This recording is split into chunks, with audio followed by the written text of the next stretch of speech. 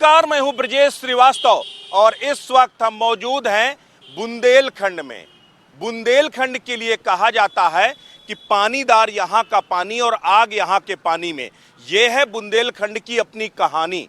और कहते हैं बुंदेलखंड में एक से एक बड़े भौकाली हुए और इस वक्त हम भौकाल टाइट है कुछ समझने के लिए पहुंचे हैं बांदा में, और बांदा में ये समझेंगे कि आखिर यहाँ पर इस बार सियासत में किसका भौकाल टाइट है और इस वक्त क्या सियासी नज़ारे इस बुंदेलखंड में नजर आ रहे हैं।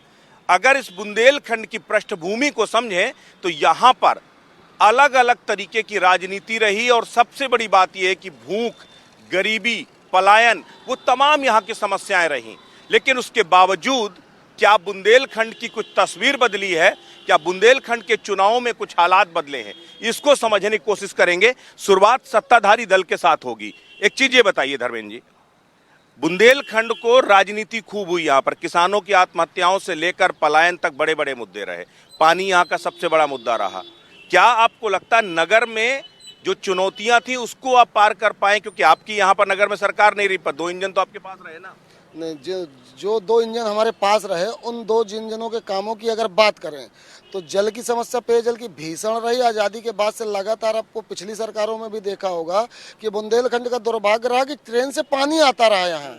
आज हम 4,000 करोड़ रुपया खर्चा करके जनपद के दूरस्थ मजरे के प्रत्येक घर तक पाइपलाइन के माध्यम से पानी पहुंचाने का जो संकल्प मोदी जी ने यहीं बांदा की धरती पर लिया था, उसको लगभग पूरा करने की स्थिति में आ गए और कई ब्लॉकों में पानी सप्लाई हो चुकी है। उद्योगों की बात करें, अगर इन सब चीज़ विकास की बात करें तो देखिए, बुंदेलखंड एक्सप्रेस वे हो या बुंदेलखंड रक्षा कॉरिडोर हो या बाणसागर परियोजना हो, पूरे अटल जी ने जो स्वप्न देखा था नदियों को जोड़ने का, उसका भी देखिए कि भाजपा के प्रायोरिटी में बुंदेलखंड कितनी प्राथमिकता में है कि अटल जी ने जो अपनी स्वप्न देखा था, अति महत्वाकांक्षी जो उनका स्वप्न था बहुप्रतीक्षित, सभी नदियों को जोड़ने का, उसकी शुरुआत भी बुंदेलखंड से केन बेतवा लिंक से थी। 10 साल कांग्रेस की जब सरकार आई तो उसको ठंडे बस्ते पर डाल दिया गया।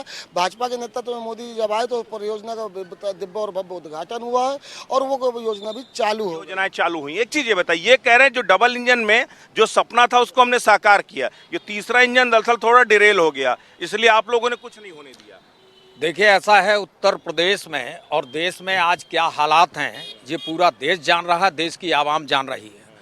और जिस तरह से जुमलेबाजी करके उत्तर प्रदेश और देश में सत्ता में हासिल करना, और सत्य आज नहीं कल जनता गुमराह हो गई, ये कह रहे हैं ना। और उत्तर प्रदेश में क्या काम हुआ है, ये आज जो फीता काट रहे हैं माननीय अखिलेश यादव जी की सरकार में, जो भी कर रहे हैं, इकाना में गए, वहाँ पहुँचे, या जो भी चीज़ें हैं उत्तर प्रदेश में, गंगा माँ के नाम पर उत्तर प्रदेश में कोई काम नहीं हुआ सिर्फ लूट के अलावा। और रही बुंदेलखंड में पेयजल की समस्या की, तो पेयजल की समस्या आज भी गंभीर है और समस्या के नाम पर सरकार सिर्फ जुमलेबाजी करती है और धरातल पे कितना काम हो रहा है। बेरोजगारी चरम सीमा पे है, किसानों की सच्चाई नहीं है। आज किसान अपने जो मेन उनका जो, इतना बताइए ना कि आपने जो नगर के लिए जो संकल्प लिया था, ठीक है, वो आप कितना पूरा कर पाए? नगर के लिए इससे पहले भाजपा का यहाँ से चेयरमैन रहा, अध्यक्ष रहा। अरे अभी तो अभी नहीं, नहीं, एक मिनट रुकिए। सपा का यहाँ पर वर्तमान में चेयरमैन है, एक बार फिर से दावेदारी कर रहे हैं, करप्शन से लेकर तमाम तरह के आरोप लगे जो है, बावजूद उसके दोबारा वही, वजह क्या है? जनता जानती है, हर कोई जानता है। करप्शन के जितने भी आरोप लगे, सिद्ध क्या हुआ? हर किसी आदमी के पीछे पड़ के कई बार इन्होंने जो उसके ऊपर आरोप लगाए, लेकिन सिद्ध कुछ नहीं कर पाए। मैं आपके चैनल के माध्यम से सिर्फ एक बात कहना चाहता हूं कि जनता देख रही है, पूरा उत्तर प्रदेश देख रहा है, महंगाई और भ्रष्टाचार इतना बढ़ चुका है, बेरोजगारी इतनी बढ़ चुकी है कि नौजवान विक्षिप्त अवस्था में आ चुका है। पूरे उत्तर प्रदेश में आज के डेट में सब लोग देख रहे हैं, आप भी देख रहे हैं, जगह जगह जा रहे हैं। पूरे उत्तर प्रदेश में समाजवादी का परचम लहरा रहा है और परचम तो काम बोलता है। अखिलेश आ रहे हैं तो 22 में भी चल रहा था, लेकिन नहीं चल रहा था। वो जादू, वो क्या जादू हुआ, फिर से तो नहीं जादू हो जाएगा अब ये मुझे नहीं मालूम। लेकिन मैं आज, आप भी घूम रहे हैं, हम भी घूम रहे हैं पूरे प्रदेश में, मैं सिर्फ एक बात कहना चाहता हूँ कि पूरे उत्तर प्रदेश में और बांदा में भी समाजवादी पार्टी का परचम लहरा रहा है। समाजवादी का परचम, राजेश भाई, समाजवादी का परचम लहरा रहा है, वो कह रहे हैं भगवा तो हमारा हर जगह फहर ही रहा है। आपके पास कुछ है क्या? देखिए, हमारे पास अभी तक कुछ नहीं था। ऊपर आपने जैसे बताया कि डबल इंजन की सरकार और तीसरी सरकार, तो ये लोग 5 साल सपा के लोग बैठे रहे, चेयरमैन बने हुए, और विधायक भी रहे, इनकी सरकार रही। आपका बड़ा इंजन था, आपने इन्हीं लोगों को, जिसको बैठे रहे जो है, इन्हीं लोगों को दौड़ाया आप लोगों ने जो है। नहीं, और यही दगा दे गए। यही दगा दे गए। लेकिन मैं इनकी बता रहा हूँ कि इन्होंने क्या विकास किया। 5 साल इन्होंने चूहा बिल्ली का खेल खेला, उसके ऊपर आरोप लगाते रहे, उसके ऊपर आरोप लगाते रहे। बांदा का किसी प्रकार का कोई विकास नहीं हुआ, सिर्फ इनका अपना स्वयं का विकास हुआ है। और फिर से वोट मांगने आ गए हैं। जनता इनको जवाब देगी। रही साफ सफाई की, तो आप देख चले जाइए, किसी भी कॉलोनी में चले जाइए, काशीराम कॉलोनी, इंदिरा नगर, आप बगल में चले जाइए, कितना जल भराव है, नालियां खचाखच भरी हुई हैं, कहीं कोई सफाई। सैंपल, चुनाव से पहले सैंपल तो बन गया है कुछ, आई लव बांदा जो है। ये तो सब देखिए, ये सरकारें हैं, डमरूबाज सरकार, डमरूबाजी का इनका काम है। सिर्फ डमरू बजा बजा के गुमराह चूतिया बना देते हैं। और तो ये बताओ, ये तो गुमराह कर दे रहे हैं, आप लोगों ने तो 50 साल तक गुमराह किया, फिर जनता क्या सच जान गई? गुमराह किया होता तो आज आप कुछ ये देख नहीं रहे होते। गुमराह नहीं किया तो जनता हाशिए में। जिस देश में सुई नहीं बनती थी, आज स्कट मिसाइलें बन रही हैं, हेलीकॉप्टर बन रहे हैं, जहाज बन रहे हैं। तो कह रहे सब हम बना रहे हैं। अरे अब वही बात है, 50 साल जब हम रहे तो इन्होंने कहाँ से बना दिया? भैया कि ये बताइए, 50 साल कह रहे हैं ये रहे, सब कुछ इन्होंने किया, और आप लोग केवल ये भी है, ये सपा भी यही आरोप लगा रही है, आप भी ये भी आरोप लगा रहे हैं कांग्रेस वाले की रीब्रांडिंग कर रहे हो खाली आप लोग। नहीं, रीब्रांडिंग नहीं कर रहे हैं। ये तो जनता जानती है, पब्लिक जानती है कि कर कौन रहा है। 2014 के पहले क्या था, आज बदलाव क्या है। तो मतलब सब कुछ आपने किया? नहीं, सब कुछ नहीं किए, लेकिन बहुत कुछ हम लोगों 2014 के बाद बदलाव आया। बहुत कुछ बदलाव आया है। एक चीज राम भाई, एक चीज ये बताइए, यहाँ पर जो नगर का चुनाव है, नगर को लेकर के बात है, सब बड़े बड़े दावे कर रहे हैं, आपको लगता है हकीकत में इस नगर की सूरत कुछ बदली है? सूरत क्या बदल गई, एकदम से माहौल ही बदल गया। मतलब कैसा माहौल बदल गया? आप स्वयं जहाँ पे खड़े हैं, आप स्वयं देख रहे हैं कि ये यही महाराणा प्रताप चौक बिल्कुल से बदबू का होती थी। यहाँ पे सपा कार्यालय होता था, मार लफंगे और दुनिया के लोग खड़े होते थे। बीजेपी तो वैसे भी सैंपल बनाने में माहिर है ना, एक सैंपल खड़ा करके उसी से नहीं, ऐसा नहीं है, ऐसा नहीं है। बीजेपी काम करती है, काम में भरोसा रखती है, काम करती है, गुंडा माफियों पे काम करती है या काम लगाती है? नहीं, काम लगाती है। किसका? गुंडा माफियों का काम लगाती है। माननीय योगी जी ने कहा है कि मैं धूल मिटा दूंगा। किनको? क्यों? मिट्टी में मिला दूंगा, मिट्टी में मिला दिया, उसके बाद भी बहुत सारे लोगों को, आपके नेताओं को भी दर्द हो रहा है, समाजवादी पार्टी के नेताओं को भी दर्द। देखिए, इन्होंने किसी को नहीं मिलाया, इन्होंने वोट के लिए मिलाया है। ब्राह्मणों के ऊपर वोट के लिए आप लोग भी मिला देते जब? ब्राह्मणों के लिए और मुसलमानों के टारगेट बनाया है, एक बिरादरी। क्या मुसलमान वाकई में टारगेट? बात क्या है, ये लोग जो है सिर्फ समाज में आपसी जहर घोलना, प्रतिशोध की राजनीति करना, ये इनका सिर्फ काम है। और ये सिर्फ लतीफे सुनाते रहे 8 साल से, और तिलिस्मी सपने। जनता क्यों लतीफों पर यकीन कर जा रही है? जनता बेवकूफ है क्या? नहीं, जनता का, अब जनता जब अपने फैसले में आती है तो ईडी और सीबीआई के धमकी देते हैं, सरकारी धन का दुरुपयोग करते हैं। अरे भाई, क्या है ये जो महाराणा चौक है, इसका तो विकास पहले हो चुका था, ये तो प्रतिशोध की भेंट चढ़ गया। ये महाराणा चौक प्रतिशोध की भेंट चढ़ा हुआ है, विकास तो पहले हो चुका था। इनके करनी और कसनी में बहुत अंतर है। अच्छा, एक मिनट, ये बताओ, आप लोग जो है, सबसे बड़ी बात ये है कि जब ये काम लगाते हैं तो आप लोगों को दिक्कत क्यों होती है?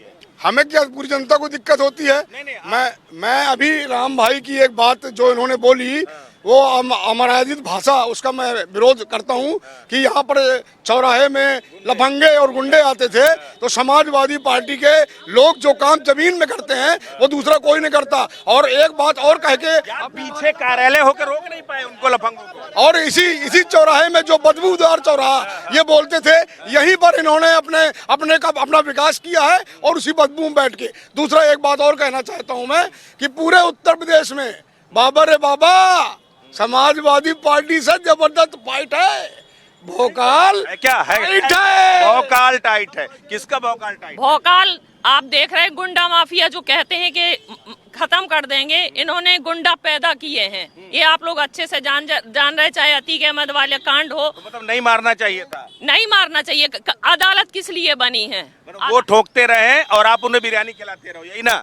बिरयानी वो प्रधानमंत्री जी ने पाकिस्तान में जाके खाई है, प्रधानमंत्री जी ने पाकिस्तान में जाके बिरयानी खाई, तब किसी को दर्द। भैया एक चीज ये बताओ, नियम कानून संविधान सब खत्म कर दोगे क्या? गुंडे कौन पालता रहे समझिए, हम गुंडों को खत्म कर रहे हैं। ये गुंडों को 3 गुंडे तो पैदा, 2 को मारा, 3 को पैदा। ना ना ना, ये गुंडों को विधायक बनाते रहे, सांसद बनाते रहे, चाहे मुख्तार अंसारी की बात हो, चाहे अतीक अहमद की बात हो, और सिर्फ एक व्यक्ति को नहीं, इस पूरे कुनबे को इन्होंने देश की पंचायतों पर और प्रदेश की पंचायतों पर बैठाते रहे। इससे सशक्त संरक्षण का मामला क्या हो सकता है? ये बताओ, आप लोग उन्हें विधायक सांसद बनाते रहे और कहीं ना कहीं जो देखिए विधायक जी भी आ गए, विधायक जी का नाम लिया, विधायक जी भी आ गए, मतलब जो आप लोग अपराधियों को बनाते रहे, अब अपराधियों पर कार्रवाई में दर्द क्यों हो रहा है? आज बीजेपी में इतने एमएलए सांसद गुंडे हैं, मतलब क्या कहना चाह रहे हो? सुन लीजिए, नहीं जो धरातल और इसकी सच्चाई, बीजेपी में आने के बाद सब दूध के धुले हो जाते हैं। और अगर वॉशिंग मशीन है यार, नहीं, अरे है तो कितने दिन तक वॉशिंग मशीन रहेगी? और परिवर्तन संसार का नियम है, परिवर्तन सुनिश्चित है। और उत्तर प्रदेश में आगाज निकाय चुनाव से हो चुका है और महापरिवर्तन होने जा रहा आगामी लोकसभा के लिए और आगामी विधानसभा के लिए, और जड़ से नस्तानाबूद हो जाएगी जो धरातल पे ये अत्याचार जुल्म जाती कर रहे हैं। विधायक जी एक मुद्दे पे इस पर आपके ऊपर आरोप लगता है कि आपने जो यहाँ का चेयरमैन था उसको कभी काम ही नहीं करने दिया, इसलिए वो कुछ परफॉर्म नहीं कर पाया। एक बात सुनिए, नगर पालिका एक स्वतंत्र संस्था है और जिस चेयरमैन ने पिछले 5 साल तक जिसके खिलाफ उसी के सभासद, उसी के पार्टी के सभासद धरना प्रदर्शन किए, पीछे से आप ही लोग खड़ा कर देते हैं उन्हें, जो है फिर वही कोई दूध पीता बच्चा नहीं है। सभासद भी अपने अपने वार्डों से चुनकर आते हैं और उनका ये अधिकार है कि अपने वार्डों के विकास के लिए लड़ाई लड़ें। एक बात सुन, उन्हीं की विचारधारा के सभासद थे, भारतीय जनता पार्टी विपक्ष में था नगर पालिका में। दूसरी चीज, वो ये 5 सालों में कोई एक ऐसा काम बता दें जो इन्होंने नगर में किया हो, नंबर 1। दूसरी चीज, ऐसा कोई विकास का कार्य जो उन्होंने शासन में प्रस्तावित किया हो जिसमें किसी सांसद विधायक ने, मैं अपने को भी उसमें लेता हूँ, अड़ंगा लगाया हो। देखिए, दलगत राजनीति अलग विषय है। क्षेत्र के प्रतिबद्ध के लिए प्रत्येक जनप्रतिनिधि को प्रतिबद्ध होना चाहिए और यह संकल्पित होना चाहिए कि एन के एन प्रकारेण विकास की गंगा हमारे क्षेत्र में बहे। जनता इसी आशा और विश्वास के साथ हम लोगों को चुनती है। हम वहाँ पर डमरू बजाने के लिए नहीं बैठते। बोल रहे थे, कह रहे थे केवल डमरू बजाते हैं खाली, और कुछ नहीं। डमरू बजाने के लिए नहीं बैठते। नंबर 1, देखिए, उनके गांव से मैंने बता दिया, पोल खुल गई, खुद स्वीकार किया। सफाइयों को भी बता दीजिए ना, ये लोग भी नहीं मान रहे। देखिए, इनके पास कुछ नहीं है, इनके पास कुछ नहीं। तो बेचारे हैं वो, जो है वो जब कहोगे मान, ये हर मान लेंगे। जो साल में हर 5 साल में एक नारा नगर पालिका में लड़े हैं। कसम नहीं खाते हैं हम, मंदिरों में कसम नहीं खाते हैं। विधायक जी सामने बैठे हैं, निम्नी तक रोड बनवाई है, मगर मंदिर आज भी तहस नहस है। क्यों? वो क्योटो का एक धर्मशाला है। और क्या थे, मैं विधायक जी के सामने कह रहा हूँ, विधायक जी जो काम नगर पालिका का है वो विधायक ने किया, पूछ लो। भैया वो कह रहे हैं नगर पालिका तक का काम, नो, अब हमसे क्या क्या कर। अरे विधायक जी की शिलालेख लगी हुई है उनपे, निम्नी तक उन्होंने उद्घाटन किया है और मैंने प्रस्ताव भी भिजवाया था। उन्होंने कहा था कि मैं मंदिर में जीर्णोद्धार करूंगा, मगर आज तक वो हालात पे अच्छा, एक मिनट जी, एक प्रश्न का मैं आपसे उत्तर लेता हूँ। शहर में गलियां बनवाना, नाला बनवाना, नाली बनवाना किसकी जिम्मेदारी है? पहले यही पूछ लीजिए। नगर पालिका के लिए यह।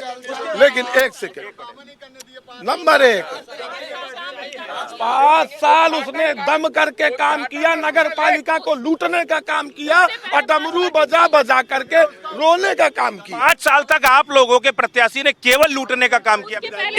इससे पहले भी विनोद जैन थी, भारतीय जनता पार्टी से नगर चेयरमैन थी और उत्तर प्रदेश में सरकार अखिलेश यादव जी की थी। और विनोद जैन ने सिर्फ बांदा नगर पालिका को, जो कि बीजेपी से थी, लूटने का काम किए। और आप लोगों ने सीज किए थे, सुन लीजिए, नहीं किए, किसी के नहीं किए। सुन लीजिए, जिस तरह का विधायक जी आरोप लगा रहे हैं ये निराधार है। और आज मिले थे ये लोग, आपस में कह रहे हैं कि मिले थे ये लोग बीजेपी विनोद जैन कांग्रेस को कह रहे हैं। नहीं सपा ऐसा कांग्रेस है। को नहीं कह रहे क्योंकि विनोद जैन भाजपा से एक सेकेंड, भाजपा की चेयरमैन थी, हम मान गए, सपा की सरकार थी। ये महोदय जो आज बता रहे हैं, इन्होंने कोई तत्समय शिकायत की थी क्या? इन लोगों ने चुनाव का मौका इसलिए कर रहे हैं। मेरी बात तो सुनो, उस समय इन लोगों को अगर उन पे भ्रष्टाचार दिख रहा था और ये इतने ही पाक सभी तो पवित्र थे, तो इन लोगों पे उन पे कार्रवाई करना था। इनकी सरकार थी। हमने तो 2 बार मोहन साहू के पावर साहब सीज किए हमारी सरकार ने। कमिश्नर और डीएम ने जांच रिपोर्ट भेजी, उन्हीं के सभासदों ने शिकायत की, शिकायत के आधार पर जांच हुई। इन्होंने क्या किया? ये विधायक जी, ये इसके बाद एक मिनट मुझे सिर्फ इतना बता दीजिए, मुख्यमंत्री जी जब निकाय चुनाव में कन्वेंसिंग के लिए निकलते हैं जनसभाओं में, वो कहते हैं यूपी में नो कर्फ्यू नो दंगा सब चंगा।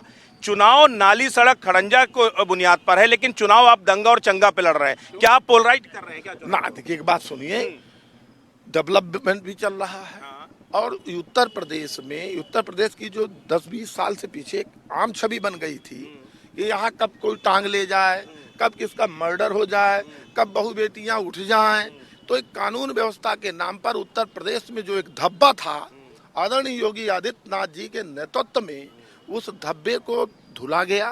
प्रदेश की एक इमेज बनी। हर चुनाव से पहले एक बड़ा धब्बा लेके आते हैं, उसको वॉश आउट कर देते हैं, उस पे पूरा चुनाव आपने। ये बांदा में बता दें कोई ऐसा कांड है क्या? कुछ बांध कौन सा काम किस तरह का पूछ रहे हैं?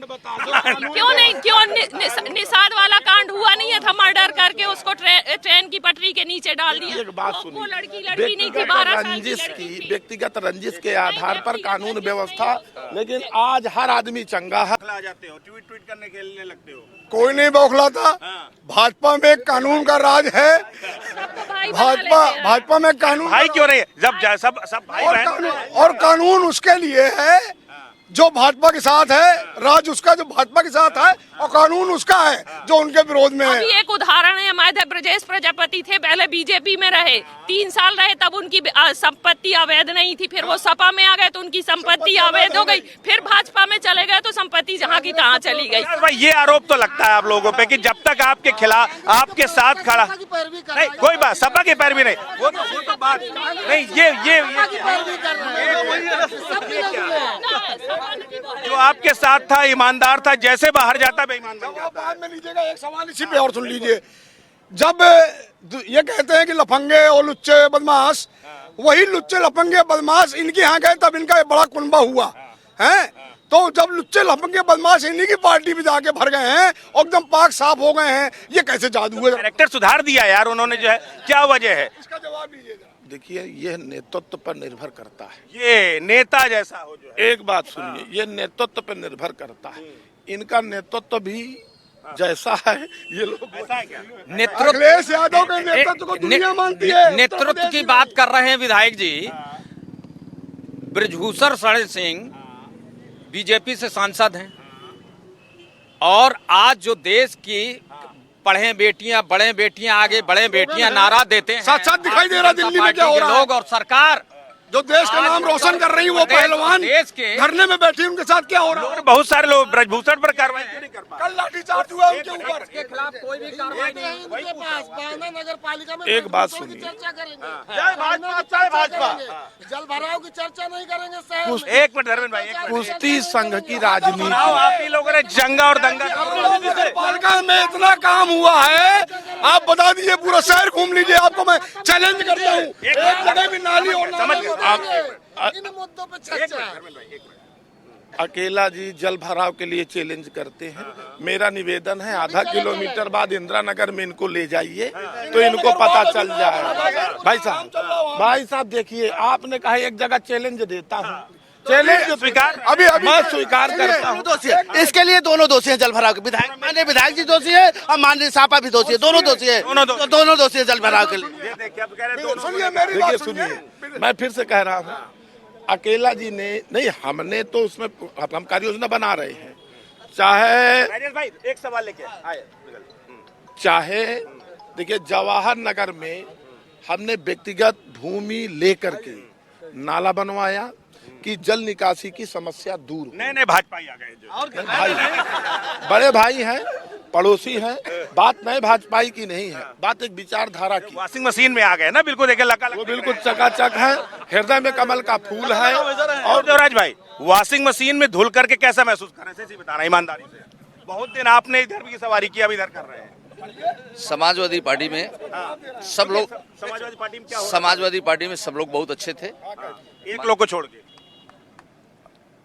और उनके कार्यकर्ता भी साथी सब 80% हमारे साथ होंगे। और होंगे मतलब ले आओगे एक एक करके ही वॉशिंग एक एक करके ये सब 13 तारीख को समाजवादी पार्टी के 80% कार्यकर्ता भारतीय जनता पार्टी को मतदान करेंगे। अच्छा, 13 तारीख को ना, 11 को इलेक्शन में तो 13 को करेंगे। हाँ, 11 तारीख को मतदान करेंगे और 13 को रिजल्ट आएगा सामने। रिजल्ट आएगा। तो मुझे सिर्फ, मैं आपसे एक अनुभव पूछ रहा हूँ, मैं एक अनुभव केवल पूछ रहा हूँ आपसे कि आपका अनुभव कैसा रहा उस वॉशिंग मशीन में धुलने के बाद? हमारा अनुभव बहुत अच्छा रहा। और ऊपर से ब्रजभूषण तिवारी जी, माननीय भूषण, कौन ब्रजभूषण जी? अच्छा, तिवारी जी, वो ब्रजभूषण चर्चा बहुत। हाँ, ब्रजभूषण तिवारी जी, मोहन सिंह जी, अमर सिंह जी ऊपर से देख रहे हो कि असली समाजवाद क्या है, जिन्होंने आज इनको फर्क समझ में आया, असली समाजवादी क्या है। आप लोग सब छोड़ चुके हो तब। देखिए कमाल है, वॉशिंग मशीन का कमाल। जो समाजवादी पार्टी में है और टिका है और सिद्धांतों पे आधारित है। कितने दिन टिके हो गए? सुन लो, एक आखिरी, एक मिनट राजेश भाई से, एक मिनट रुक जाओ, बस समापन। मुझे बता दो, आप अगर आप जीतते हो तो फिर प्राथमिकता क्या होगी? देखिए, सबसे पहली प्राथमिकता हमारी है जल भराव। आप देख रहे हैं कि भाजपा की सरकार है, यहाँ पर भाजपा के माननीय विधायक जी हैं, सांसद जी हैं, मंत्री जी हैं, और सपा के यहाँ चेयरमैन था। ये दोनों व्यक्ति चूहा बिल्ली का खेल खेलते रहे और जनता को परेशान करते रहे। अब आज आरोप लगा रहे हैं यहाँ जल भरा है, वहाँ जल भरा, वहाँ कूड़ा तक नहीं दिखाई दिया। कल तक इनको नहीं दिखाई दिया है। दूसरी समस्या, जो खोमचे वाले हैं, ठेलिया वाले हैं, रेहड़ी पटरी वाले हैं, इनको समुचित बैठने की व्यवस्था कराई जाए। विधायक जी, आप चूंकि आपका दोहरी जिम्मेदारी है, आप चूंकि विधायक भी हैं और आपको जो है नगर की अगर जो है सरकार बनती है आपकी, तो वो भी जिम्मेदारी है। क्या प्राथमिकता होगी, चूंकि प्रत्याशी भी वो हमारे साथ है, और दोनों चीजें आप बताओ पहले। देखिए, बांदा में जल भराव एक बड़ी समस्या है, हालांकि उस पर हम लोगों ने अभी काम शुरू किया है।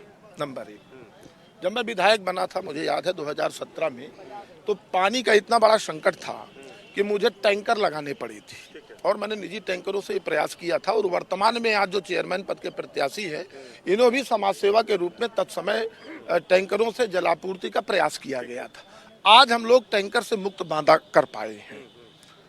और एक बड़ी कार्य योजना बांदा में पेयजल के लिए ये है कि दोनों टाइम पानी आवे, और एक मॉडल के रूप में हम लोग इसको ले रहे हैं पायलट प्रोजेक्ट के तहत। ये स्वराज कॉलोनी वार्ड नंबर 14, इस वार्ड नंबर 14 में 24 घंटे पानी आने वाले 6 महीने के अंदर मिलने लगेगा।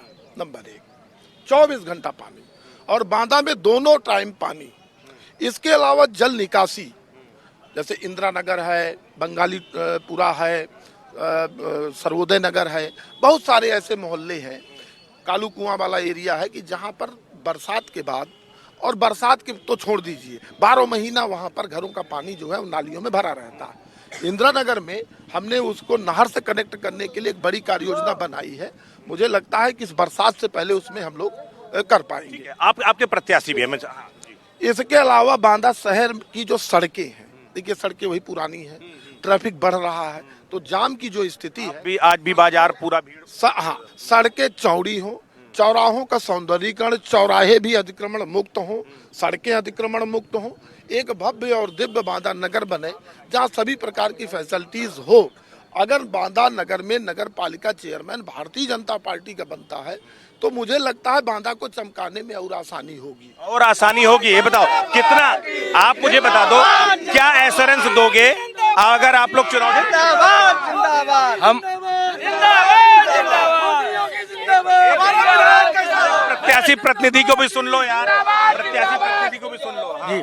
क्या प्राथमिकता होगी अगर आप चुनाव जीते? प्राथमिकता ये होगी कि दिव्य बांदा, भव्य बांदा हमारी बनाने की जो है योजना है। हम बांदा की देवतुल, क्योंकि आप खुद एक व्यापारी हो, रेहड़ी पटरी का मुद्दा कांग्रेस ने उठाया, उस पर भी कुछ आश्वासन देते बिल्कुल रेवड़ी पट्टी के दुकानदारों को, क्योंकि मैं खुद एक व्यापारी हूं, उनके लिए मैं काम करूंगा। और बांदा की जनता का आशीर्वाद अगर मिला तो मैं वहां पे बैठ के उनके वोटों को बेचने का काम नहीं करूंगा। जो 2017 में जनता जनार्दन ने मोहन साहू को वोट दिया था, उसने वहां कुर्सी में बैठ के बेचने का काम किया है, धोखा दिया है बांदा की जनता के साथ उसने। तो आप वो सब मतलब खरीद फरोख्त बंद कर दोगे? कहेगी अरे बता, जो बेचने का उन्होंने काम किया आप बेचोगे नहीं? अगर देवतुल जनता का आशीर्वाद मिला तो वहाँ उनका मान सम्मान रखूंगा, बांदा की जनता में सेवा करूंगा रोड में उतर के। भैया इतना बता दो आखिरी में, अगर एक बार फिर आपको मौका मिलता है तो क्या बचा हुआ क्या करोगे? जो रुके हुए काम है वो पूरे होंगे। और आपके माध्यम से, चैनल के माध्यम से अंत में एक मैसेज देना चाहता हूँ,